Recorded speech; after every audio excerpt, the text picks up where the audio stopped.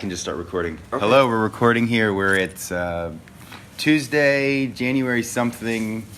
Good luck, Miguel. This is going to be an interview. Should be the 23rd. Greetings, building science enthusiasts, and welcome back to the Building Science Podcast. This episode is brought to you by the Humid Climate Conference. Back in 2015, the Austin chapter of Passive House Alliance US was thinking about how to get more attention to the FIAS Plus 2015 standard in humid climates. And so the thought emerged, what if we put on a conference? I'm proud to tell you that this is an unmissable conference. It's a unique gathering of the best building science minds who are ready to talk seriously about passive house and humid climates. This event is entirely volunteer organized, supported by Passive House Institute US, and sponsored by some of the best product manufacturers and industry consultants in the country. And it's sold out in its first try. But it's happening again this year, May 21st and 22nd, with a great speaker lineup. We're talking Joe Stiebrick, Lou Harriman, Richard Corsi, Matthew Tanteri, and the list literally goes on and on and on. Find out more at humidclimateconference.org. Early bird tickets are limited and they're selling quickly, so don't miss out and be left wondering. Register today. That's humidclimateconference.org for tickets. Now sit back, relax, and enjoy the episode. Welcome to this. Welcome to the Building Science Building Science Podcast. Welcome to the Building Science Podcast.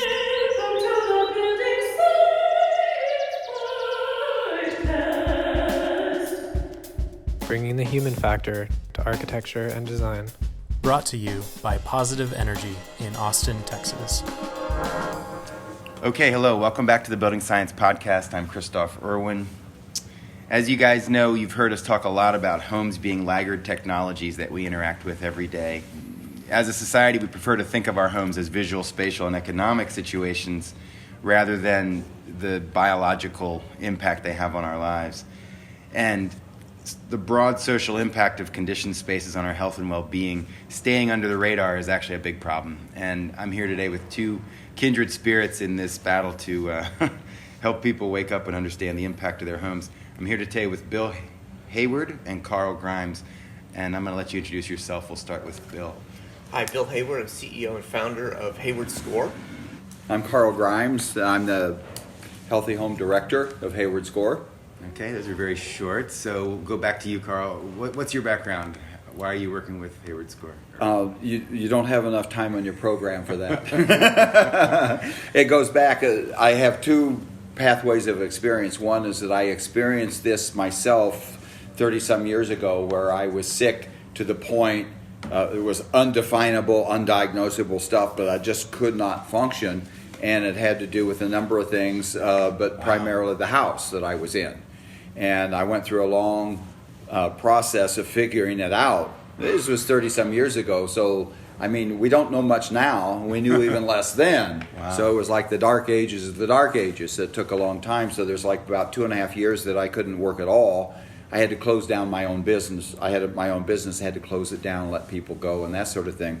And then it was another 10 years before I could work full time. Wow, incredible. So really poignant, really impact of indoor air quality on your life. Well, I was really lucky in that one of the many doctors, many diagnoses, many failures that I had, one of them asked me to go to the houses of some of his patients, and because he was familiar with it too, and he said, "Look, they're sick. They come in. I can stop the allergic reactions at least, and they go home and they react again. So something's going on in their home. Why don't you go out and just see? And you don't have to do anything, but just report back to me." Well, I've never really been good at following directions, so I sat down and I talked to them. And I didn't know anything about it, but we could share stories. And I found that that's really one of the keys. What is your experience in the house? What's my experience with it? We can compare notes. And with that, over the years, I started seeing trends and patterns. I wrote a book in 1999 called Starting Points for a Healthy Habitat. It's out of print right now. And that got me, that got the attention of the president of the Indoor Air Quality Association. She asked me to speak. One person in the audience asked me to serve on a committee that we wrote the first mold remediation standard in the country, the IICRC S520, which led to the S500 water damage, and then duct cleaning, and then ANSI accredited standards, etc. I was asked to serve on the board of IAQA. I'm a past president of that. I was president for 2.5 years, which then led to serving on the board of the International Society of Indoor Air Quality and Climate. So 20 plus years in this industry. Yeah, and now with policy on ASHRAE, I was on the committee that wrote the mold position document, and on the committee that's now writing the building dampness document, and I've served on a medical committee that wrote medical practice parameters. So the point is, I have the personal experience and I have the industry professional experience, so I'm kind of the bridge between the two, and that's hard to find. Yeah. So that's, I think, one of the interests and advantages or powers of what I have is that I can see it from both sides of the looking glass. Yeah. Empathy is a really powerful force in our society. Yes. I wouldn't wish it on you, but it's good that you have it. So, Bill, how did you end up where you are with the I have a Hayward really Score? different story than Carl. Oh, really? I spent, I run a company called Hayward Lumber, which is a 100-year-old lumber and building material company in California. Oh, my goodness. And we span from Malibu to San Francisco. So I've been around buildings all my life and builders all my life. We got into green building materials in '99 and then high performance building materials. And then fast forward in '08, my wife and I get sick in our house. And I'm shocked, right? We got really sick, tired, exhaustion, fatigue, couldn't think clearly. Similar to Carl. Absolutely. I was at the point where I literally thought I was mentally handicapped, and I was coming to the conclusion I needed to sell my business to support my family because I just couldn't think clearly. And I remember saying to myself, well, I am 40 now. Maybe I just can't work like I used to, right? Because it's so insidious. It comes on so slowly. It even affects your cognitive function, your ability to self-diagnose. Wow. It significantly affects cognitive function. We can now see that in brain scans that Dr. Amon's doing. I mean, there's a clear pattern in brain scans from mold exposure.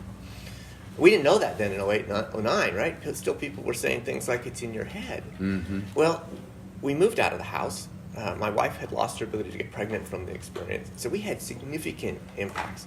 And we started to chase down how to get healthier. My wife's a doctor, 2 masters and a PhD in psychology.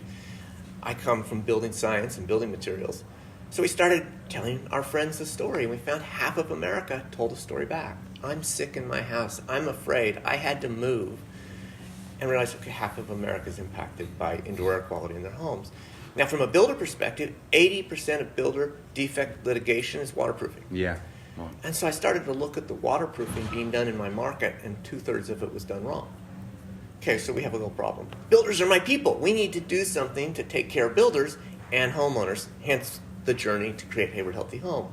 Wow. Along the way, I meet Carl, and we continue to say to ourselves, all right, people who have a lot of money can afford to fix it. They're usually afraid. They don't know what path to take. Yeah, it's intimidating. It's intimidating. How It's do I start? overwhelming. Where do I start? Yeah. And people who can't afford it can do nothing. So we need to create a tool that's accessible to everybody. And we need to create a tool that demonstrates the health impacts in the home and provides, in essence, a health score for housing.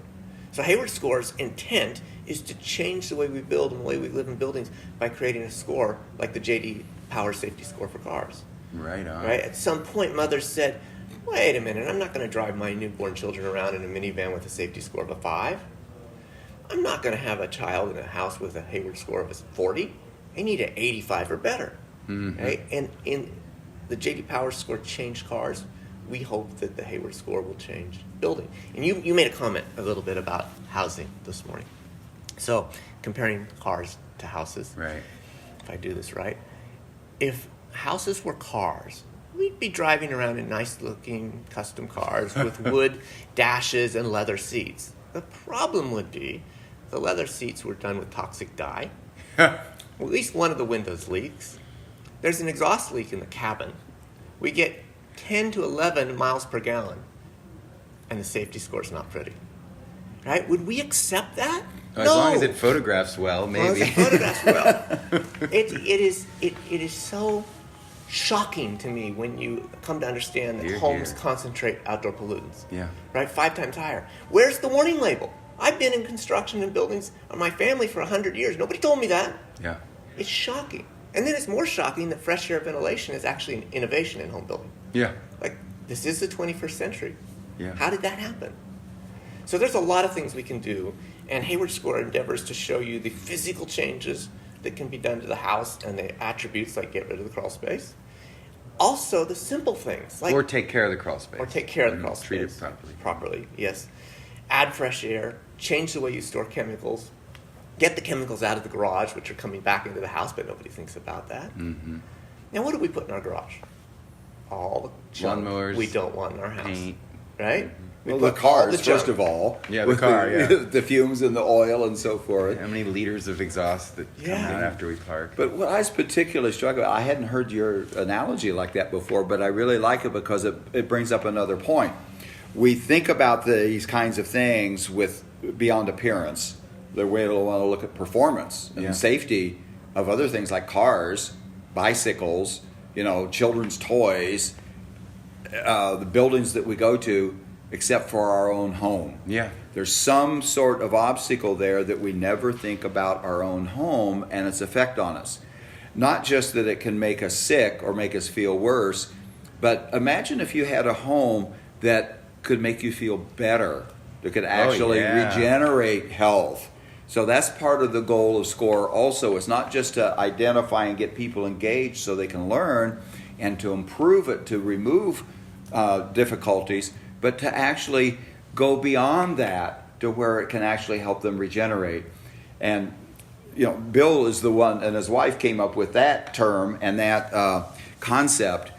But that's what happened with me once I figured out what was going on and I learned what to avoid, what to manage, and then the good things that I could do to improve my life. So I went from basically disabled, where I couldn't work for full time at least for 10 years and at all for 2.5, to I'm a very high functioning person with lots of travel, and presentations and committees and so forth. But I know how to take care of myself now. Yeah. Yeah, that's fantastic. So we're at the IAQA conference right now, and I just saw your session. The data that you're mining from these reports is profoundly important. And that was a dimension of this I hadn't considered. The report also obviously creates an action plan and helps people get through the daunting task of, oh my gosh, it's too much to think about. How many homes have been surveyed through your score right now? Yeah, we've just crossed 9,500 homes that have completed their 9,500. survey. They come in from That's a literally all small over the chunk country. of the 130 million. Yeah. They come in from all across the country. I wanted to know that. They What's do. the geographic? Geographic distribution follows the population of America, and it also concentrates a little bit in what we call moldy metros, Oh, right, interesting. along the seaboard, around the Great Lakes. You'll see a little bit more. And of course, Texas and Florida have had their fair share of floods, so we've Yeah. seen more concentration in those states. Yeah, so- What's interesting in Florida, the map of Florida is, yes, pretty much solid because of the hurricanes that have gone through and so forth and the interest there. And then down toward the tip, there's this little irregularly shaped space where there's no data coming in. That's Lake Okeechobee. I was wondering. Okay, so it's a good indication. We got Everglades or accurate locations of where the people are. And do they find you? Do you push? I mean, how do you get word out about this important tool? Yeah, so as we initially launched, we use Google mostly, so we buy AdWords and advertise around the country. The next step will then to get people to start promoting it in the asthma societies and the mommy blogs, because once people see it, they want to share it with a friend. Yeah. Hey, so those of you listening, if you do happen to live indoors, I encourage you to go to the website. Oh, could you tell them the website? Yeah, it's haywardscore.com, and that's Hayward Score is one word. And that's HAYWARD. Yes. Score. Okay, yeah, haywardscore.com. There's a lot of building science on your. It's not really a questionnaire, is it? It's a short survey. I mean, it took me less than 10 minutes to do it. Where do you get that expertise? Are you reaching out to the community? Is it self-sourced in you two? I mean, So we built a team to put this together. I've trained in WFI. I understand building science. Fantastic. Carl has 35 years of experience. We used some WFI initially to develop some of the risk indexes, but WFI does some wonderful things if you manage it enough. Yeah, it needs a lot of careful inputs. And changing of files and modifications. And it took us months to get it to perform like field experience, but we could. Wolfie only gives you a small part of the tool, so we literally had to write a set of algorithms that understand the house as a system, which includes occupant behavior, outdoor chemicals, indoor chemicals, and the microbiome. Right? We built the knowledge that we had of all of these areas into the algorithms that back Hayward Score. Very cool. And with the focus and the intent of people. So Yes. not only Yeah. is the house as a system, which most people don't stop to think about how one part of the house interacts and affects the other, but part of that system is people. And that's fundamental. If there's no people in the house, who cares? Okay? So the whole purpose of this is people, and we start with people and we end with people, and which most efforts don't do, and a lot of the research, and I've talked to researchers nationally and internationally, and I say when you look at building science and architecture and so forth and building houses, you do a study.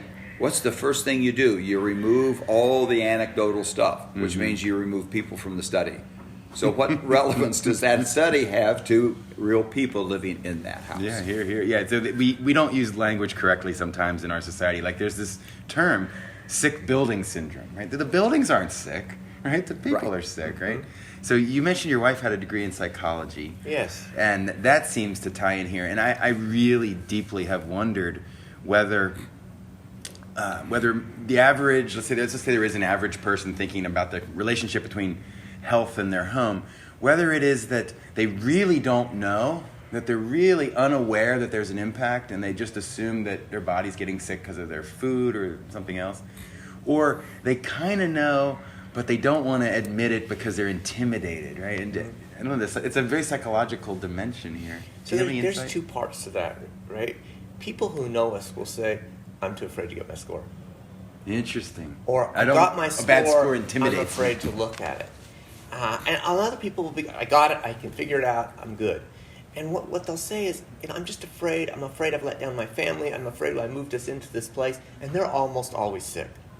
Once they see the video that my wife did about the medical and psychological effects, then they'll say things to me like, I've watched that 5 times. That's my life. And so Carl taught me this. I haven't seen this video. This is on the... It's on the site, yeah. When you're in a house, and there are 3 people in the house sick, typically everybody manifests different symptoms. So it's not easy to say, yeah, it's the house and we all have the same symptoms. We're all sick, but different symptoms. So then a husband and wife have different reactions. I was more psychological, my wife was more congested. So in some situations, I'd react to the carpet or I'd react to her favorite something, right? The house is moldy. And she'd be like, oh, come on, stop, please. I don't want to hear it anymore. We would stop validating one another. And then that would lead to strife in the couple. So when we tell a couple that, like, well, I bet you guys are having strife, you have different experiences. Like, yes, oh my gosh, how did you know? So a lot of what Hayward Score and the work my wife does with Carl's experience is to help validate the experience so people don't react to what their doctor told them. Oh, it's in your head. Mm-hmm. It doesn't really exist. Mm-hmm. Right? No, it is real. So what we say at Hayward Score is, your senses are science. Trust your senses. Trust your senses. And that's what makes Hayward Score different. We are receptor-based. In other words, the human knows, the human experience. We rely on the human experience because it turns out to be much more accurate than even a $500,000 piece of instrumentation that you take in the house. What is different, though, is people have an experience of their house. They don't know how to calibrate it. So it took us 2 years to build the algorithms and the tools because we had to figure out how to calibrate human experience into an accurate tool. There's a subtlety in here that's important for your listeners to understand too, is you have to trust your experience that something is wrong, but you can't always trust your idea or imagination or fear of the reason why. And one thing that happens a lot now, and especially the last 3-4 years over internet, Facebook groups and so forth, is mold. If I feel well in my house, it's mold, because that's what everybody tells me. Okay, but my experience is that when people think it's mold, about 50-60% of the time, mold is involved. The rest of the time it's something else. Okay, so it's misattributed. Yeah, mold is like the poster child for a constellation of factors. And the other key with that is that when it is mold, about 70% of the time it's mold and something else. So if you just do one thing when there's two things happening, you're not going to solve the problems. Yeah. So the important factor is still, if you aren't feeling well in the house, that you need to attend to that, but you need our science, like Bill just said, to help figure out what it is and then what specifically to do about it. That's the opposite of what most investigators do. They come in and they say, okay, I don't see formaldehyde here, I don't see a particle count, I don't see benzene, I don't see a carcinogen, so you're okay. There's no justification for your being sick. I'm sick. I feel better when I leave the house. I don't care what your instruments say. That part right there is what you have to start believing and finding the validation for your personal experience. Then you need the science that we can help provide to figure out why and what to do. And we're happy as a society, I think, to medicate the symptoms and send people home to this source. Oh, it happens. Yeah, it happens all the time. It's tragic. So I've got on our website is this tree that shows the various symptoms that people experience. And the reason doctors get confused is it's never one symptom. It's always three or more. It's a cluster of symptoms. Interesting. Right? And different symptoms for different family members. But back to what Carl was saying, I think of Lindy's house. Right? Lindy was a friend, has a child, moves the child into the bedroom. She's been having migraines. The child starts to have migraines. She's going to the doctor. They're doing blood tests. She's really concerned. And we know her, and she's afraid to talk to us. And then she calls me one day, Bill, we have to talk. I have a mold problem. We go to her house, and yeah, there's a little mold in the bathroom, like not enough to even talk about. We walk around the house. We go under the bedroom, and under the bedroom, from the time she bought the house a year and a half ago, was a little planter room. And it was full of 20 years of orthochemicals directly under her bedroom with the forced air going through it, right? And I think we found the problem. She was convinced it was mold. It was a significant chemical problem. We removed the chemicals, problem went away. She also had a dead rat in the crawl space. Yes, she did. And her forced air was in the crawl space. Issue? Yeah, crawl spaces can't be. Yeah, well, I know. Oh. I'm specifically like a dead mammal body. Is that emitting? Well, it depends how fresh it is. After a while, it doesn't make that much difference. But this was right near the forced air system. Oh, wow. Yeah. I mean, I know it would make an odor issue. I just wonder if it would make a health issue. Yeah, it can. I bet it would. Look, would you put your child in a bedroom that had a dead rat in it? No. I don't care if it's a health issue or not. You don't want a dead rat where you live. That's extremely nasty. That's right. So what's your aspiration? What's your intention with this Hayward Score? Absolutely. We want to change health in America by changing how homes impact human health. Fantastic. Generally speaking, in America, homes are health degrading. The average Hayward score is about a 54. 85 or better we think of as health enhancing. But if you compare our construction to first world European construction, American construction is health degrading. Yeah. And it's not. Nobody designed it to be that way. Nobody intended. Builders are good people. It's just an unintended consequence of the number of cavities and spaces that we build into houses that can become damp and wet and dark. And if you're getting the air you breathe through the dark, wet cavities, that doesn't sound good, does it? No. No, it's not. Yeah. There's a better way to do it. And it's not a big change. It's not a giant change. Most builders want it, right? Because at the end of the day, a builder wants to build a good house. The client may say, "Oh, don't spend money on that tape around the windows. Don't spend money on that." Then the builder gets sued. The builder would rather build a healthy house because he's much less likely to get sued. His client's happy. They're not unhealthy. It's a win-win. But then the builder has to go through what I call the brain damage of figuring out how to do it right the first time. Yeah. Because I've done it this way for 30 years. There you go. I know you've done it this way Not just for 30 brain damage, years. but there's a sense of humility and willingness to accept I might have been doing it improperly. Well, and builders, their reputation's on the line. If they change something and try something new, that's challenging. Yet, builders are creators, right? Really, they do want to change. They do want to do the right thing. They just need the guidance. And so we hope that Hayward Score creates that consumer demand that where the consumers come to the builder and say, I get what a healthy house is. I want one. Boom. I would like you to do it this way for me.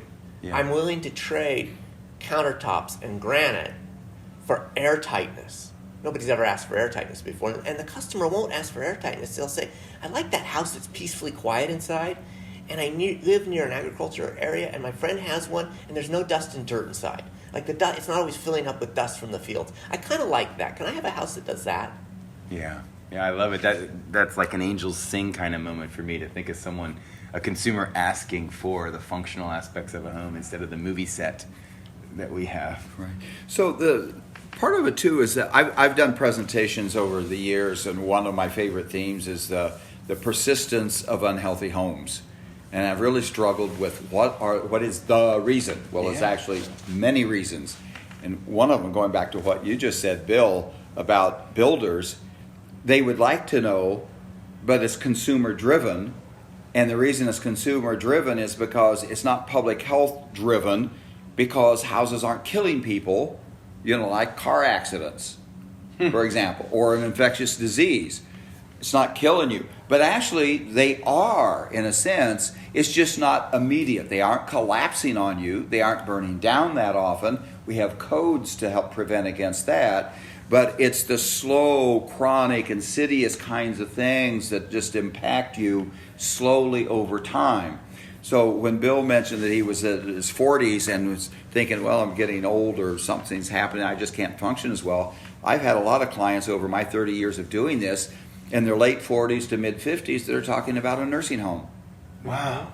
Because they that's how they feel. Now, that's not diagnosable.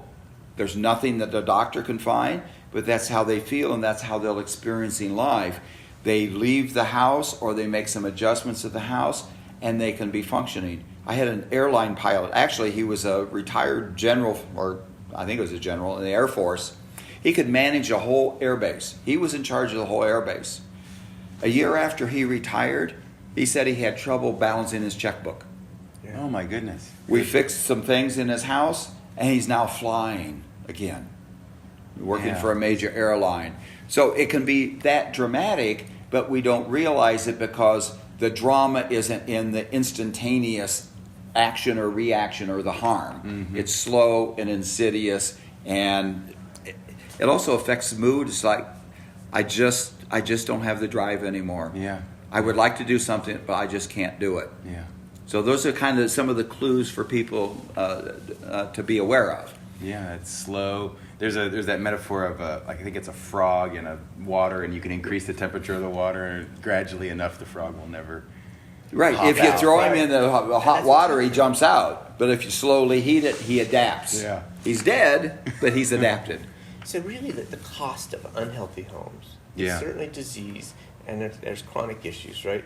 But it's also earlier death, children sick twice as much, so parents are staying home from school, they're paying for daycare.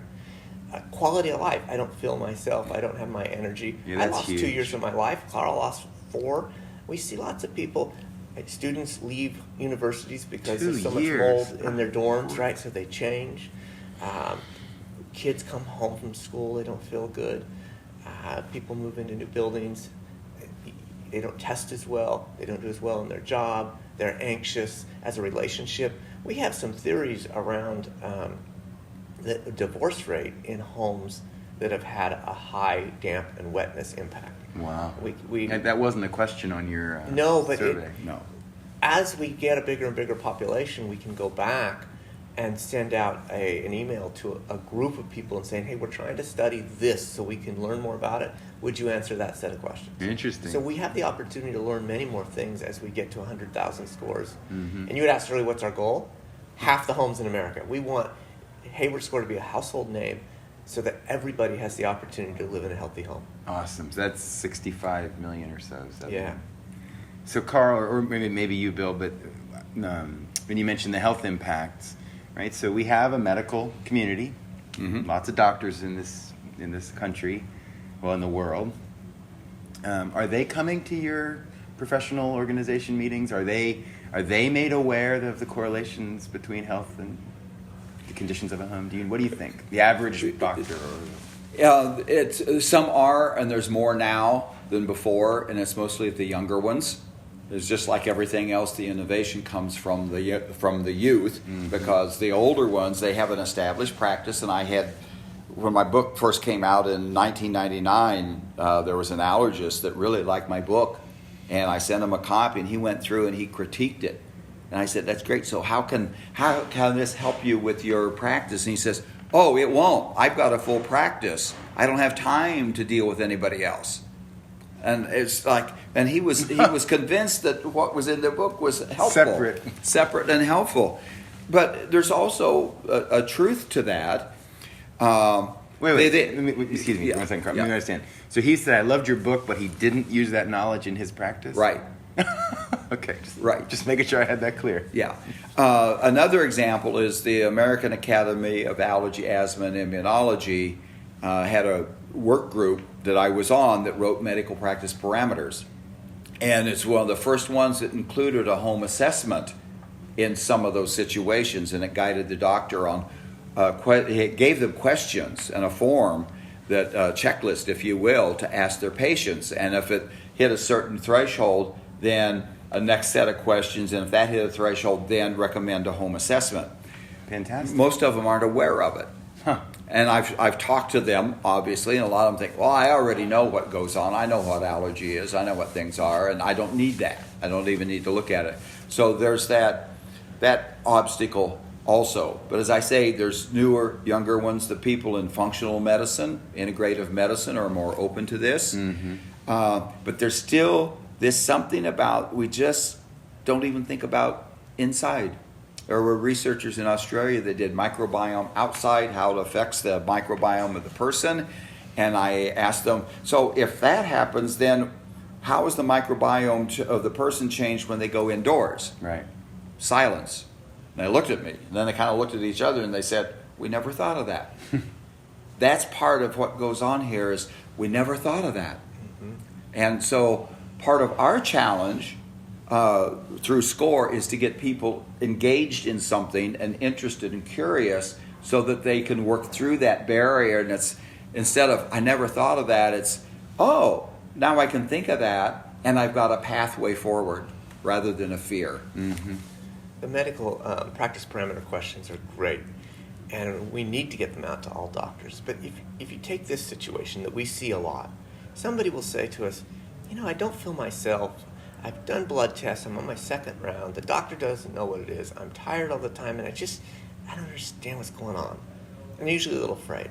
And I'll say something like, that's interesting. How long has that been going on? Oh, about 6 months. Have you had a recent water event? Yeah, 6 months ago I had a huge roof leak, and it came down the wall, and they said they cleaned it. Wow. Right? The correlation. So if doctors simply asked, have you had a recent water event? Do you have a damp, wet basement, or a damp, wet crawl space, or old carpet?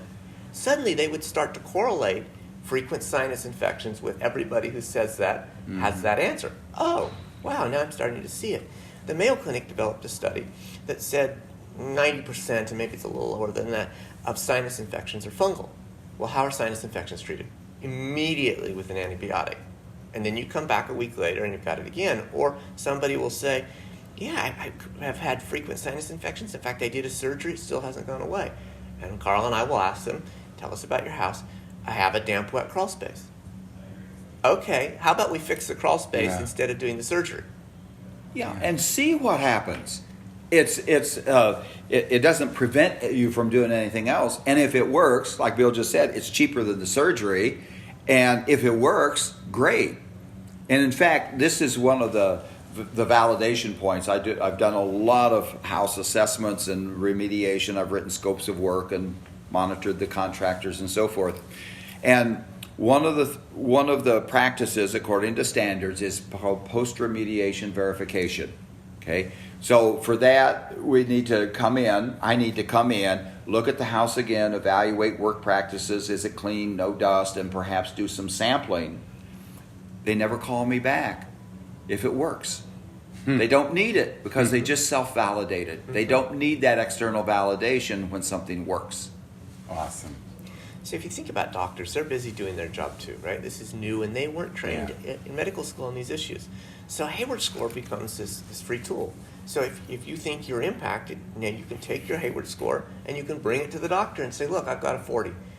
maybe we should consider the house. Yeah. Right? And maybe you should be able to think about that. And the doctor over time sees that a number of patients with the same pattern of illness are coming in with low Hayward scores. Now we start to connect with the medical community, and we help the medical community react to this as well. Yeah, and that point you just made that they don't learn it in school, that's also another avenue that could be taken, I suppose, is who creates curriculum for doctors, and how do we get that in? That's a whole other topic. We'd eventually like to see that when you sit down in your doctor's office, they say, okay, fill out these forms and let's get your Hayward score. Right? Because I want to correlate whether your home environment is impacting your health or not. Mm-hmm. Wow. Yeah, I think that the idea of building science, and this is the Building Science podcast, being a system of systems, it's the classic. There's like classic building science, which is, of course, rain, air, vapor, thermal, and the interaction of the enclosure and the environment. And I've been thinking of like there's this tyranny of enclosurism in that world where they don't look at the mechanical systems enough, right? Building science community generally is entering its, new era of, oh yeah, we're going to talk about the mechanicals now. And I'm already thinking, okay, well, when we get beyond that, now we need to talk about doctors and appraisers and realtors, builders, subcontractors. Everyone needs to help rethink the way we deliver conditioned space. And even teachers with their students in a school. Yeah, everybody. Yeah, and I think we right now, a lot of the programs like the WELL standard that's out there, which I think is great. I think it's unfortunate that there's this commercial bias. There's that old expression, looking for your keys under the street lamp. Right. They didn't drop them here, but the light's better here. Homes can't be left off the table. No. There's a school in Carmel that's an old school from the 50s. Old school. Old school. It's old school. Yes, it is. But it's fairly open air, one door, nice old building, wood framing. So we encouraged them to retrofit one of the two buildings using the Hayward Healthy Home principles: continuous fresh air, properly sealed and insulated, non-toxic materials, cleanable surfaces, right? So we wanted to make the idea of healthy home accessible to all. There are complex standards like WELL and LEED and Living Building Challenge, which even for me are a lot to read through, right? So we wanted to make it accessible to all. So the Hayward principles: continuous fresh air, properly sealed and insulated, which means no cold spots and no pests and rodents, in simple terms, non-toxic materials, and cleanable surfaces. Okay. So this school came back in and they took the sheetrock off and they put a membrane in so that the framing cavity couldn't communicate with the interior. They used HRVs to run fresh air in, and they eliminated toxic materials. This was not in a hot, humid climate. This was in a marine, California coastal climate. So cold. Right? Mm-hmm. And the following year, we had 900 sick days in the identical building here, the non-retrofitted building, and 600 sick days in the retrofitted building. Wow. Right? So it was a stunning change in sick days. It Did was people exciting. go between the buildings during the day? No, it was different Classes, different ages. classes and different ages, and so it's not a clean study, but it approximates all the studies you'll read about in Europe that have done this. Right? We know you'll see significant reductions. We know you'll see reductions in hospitals. I live in a house that's a passive house, and the first Hayward Healthy Home. Right? We implemented the principles, Carl and I, in this house, and I have 5 kids, so that's a lot. Wow. We rarely get sick. When we do, it almost never passes through the household 2 or 3 times. And all the friends will be like, oh, it's gone through our house 3 times. Now, again, that's not a study, but of the thousands and thousands and thousands of people who live in passive houses, if you interview them, they'll tell you similar stories. And passive houses are really tight, so you don't have stuff going through the walls. There's not damp, wet air in the walls causing a biology experiment. You have continuous fresh air. And usually some amount of care is taken to eliminate toxic materials, and rarely is there carpet. So these are, in general, cleaner houses, and you'll hear anecdotally the same stories throughout the world. So you just made a comment a minute ago with what Bill was saying. He said, obviously, that's not in a humid climate. Okay, so why do architects and builders need to build differently in different climates? It's not just that a house will now... If they do it properly, the house can last 100 years instead of 10 years. Right. Okay, which we don't have a mindset of 10 years, of anything anymore. It's the effect on people. If That's you right. build the house wrong, you're going to get the dampness, you're going to get the infiltration, you're going to get the mold, you're going to get the insects, you're going to get all these major issues and subtle issues that can affect the health and the well-being and the functionality of the occupants. So if the builders get it right, they would have a healthier home, not just structurally, but starting with people and ending with people. Absolutely. I think that's so important. It's one thing that's a challenge for me as some of the scientist in me, the physicist in me, is that there just a proliferation, a chronic issue of proliferation of studies showing health impacts, negative health impacts like heart disease and autoimmune disorders and skin diseases, and there's so many of them. And I start to look in, and I'm like, I don't know if they did the study right. There's, did they have a sample that was non-biased in that, and yet over time I start to realize there's so much here. There's obviously something here, and I love your basic principles. And so as a mechanical designer, chiefly, I do start with a good enclosure, keep it dry, filter, ventilate, and minimize indoor emissions, right? So it's this interesting thing where your principles and the ones that we use, you can say, you know what, all these studies are saying that we should do all these different things, but really we know the basics of delivering a good, healthy space. Let's just do that. Yeah. Yeah. So compare it to like hygiene. We know to wash our hands after we use the restroom and before we eat and shake hands with people and that sort of thing, okay? Do you need a lab test every time you go to the bathroom to know whether to wash your hands or not? No, that's or a test to know whether they're clean. Yeah, exactly. And you don't have to prove it with a 95% confidence level or anything that it works or not. If people just do those basic things in general, it reduces disease. Yeah. It improves health. Yeah. And for some reason, we're still back in the 4th or 5th century when it comes to houses. Yeah. We haven't advanced to any other level of our knowledge and experience when it comes to houses. So there's just some simple things like the 4 principles that Bill just mentioned. And if we just have that, if cleanable surfaces, if we clean our house periodically, just dust basically, that's equivalent to washing your hands periodically, okay? Using non-toxic, low-toxic materials is kind of like not dousing your body with perfume and cologne or your clothes with fragrances and all the chemicals there, or putting plug-in deodorizers and scented candles and effusing with essential oils in the house. You mean air fresheners? Air fresheners. Quotes around fresheners. Yes, please. So there's simple things like that we can do. Mm-hmm. Yeah. So Carl talks about hygiene, right? And the microbiome is something that we pay very close attention to, and we've attended all the microbiome and the built environment conferences and done a lot of work. So if you think about the house, Hayward Score data tells us that 50% of Hayward Score users never open their windows, ever. Right? So what we've learned, and Jessica Green at the Oregon Center for the Built Environment did a lot of work on this, is that actually the microbiome is essential to reintroduce. So anecdotally... You mean the outdoor microbiome? Yeah. Mm-hmm. Anecdotally, we had ways of living for the last 2,000 years that kept us alive.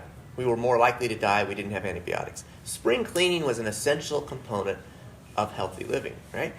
What was the real reason? Of course, you opened the house up, you cleaned the rat out. That was probably a good idea. But you took all the bedding out, you took everything out, you exposed it to the sunlight, you shook it. But what you were really doing is you were reintroducing the microbiome into the house. So the outdoor air was flowing in and balancing the house. Just like our gut, when the biome in the gut gets too narrow, non-beneficial things that live there already make us sick. When it's balanced, it's good. So there's nothing per se written on it, but our field experience and our advice now in marine climates is you should open all the doors and windows at least once a week when the outdoor air is good. Use something like breezometer to see if the outdoor air is good. Flush the house. Open the upstairs window. Let the air flow through. Open every closet. Open all the spaces and let it rebalance the microbiome, which is in a way like washing hands. That keeps the house balanced. Hygiene, Right? house hygiene. And you mentioned Breezometer. What is Breezometer? Breezometer is a great new app you can get on your phone. It's free. And you open it, there's a little elephant's trunk, points to the air quality, 60, 80, 20. It's accurate within 250 square meters anywhere in the world. Really? And it shows you whether it's high PM 2.5, 10, too much nitrous oxide, tells you when to exercise, when not to exercise, when you can. And so companies like Nike now are advising you where and when to exercise. Companies like L'Oreal are suggesting that you've been exposed to these toxins during the day. These are the things you should put on your face. Eventually, we're going to be able to interact with those guys. I'm looking at it right now, provide guys. advice, It's awesome. right, Wow. on how to operate your house. And it would be helpful to know. And actually, they're tying into more IAQ instruments, indoor air quality instruments that can cause your HVAC system to just go into recirc mode, and providing you have good filters. We know the outdoor air comes in. I know people don't believe that, but outdoor air comes in, and then it stays in, and it concentrates. So if you're running the HVAC system and you have a good filter, and they're not sucking air out of your crawl space, Or attics you're or wall cleaning the air. cabinets. Right? So there are many low-cost things people can do to improve their house before they have to spend a lot of money. Yeah. You mentioned Jessica Green. If people will Google TED Talks, Jessica Green, it'll pull up 2 or 3 of her TED Talk presentations, including some of the most amazing graphics you've ever seen that will really visually bring home what we mean by the microbiome. Yeah. That's a whole separate topic. Yeah. But it's one. But it's a fantastic topic. You at one point mentioned as people age in their house. One phenomenon we're all aware of.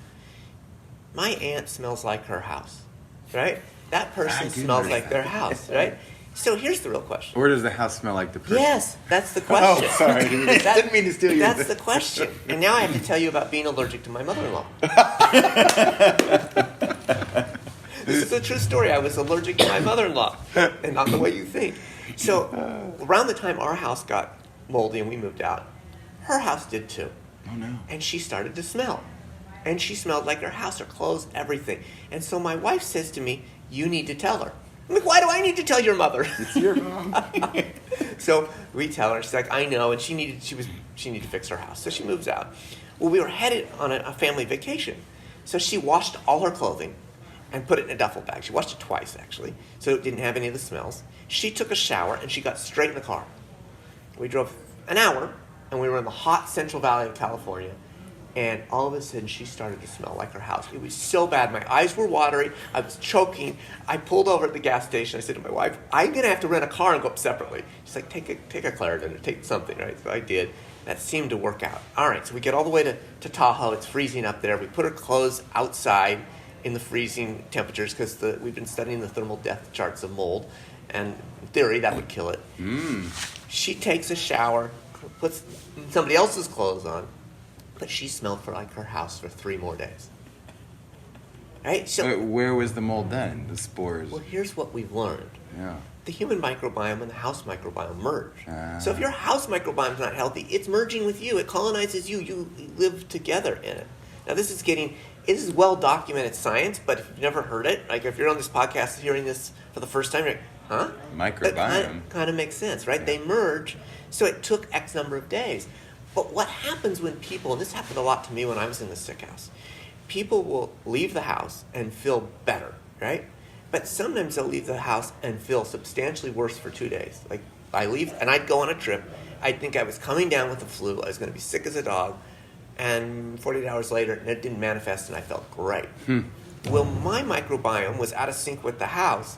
I was either in withdrawals or we don't really understand the mechanism, but we know that the body and the house are missing each other. So when the house is sick, people want to stay home more, and it just gets worse. And they smell like their house, or their house smells like them. So that's a phenomenon everybody can relate to, and now we're starting to understand that. We need the house microbiome healthy and the human microbiome healthy. And the microbiome, just to be clear, is not just mold.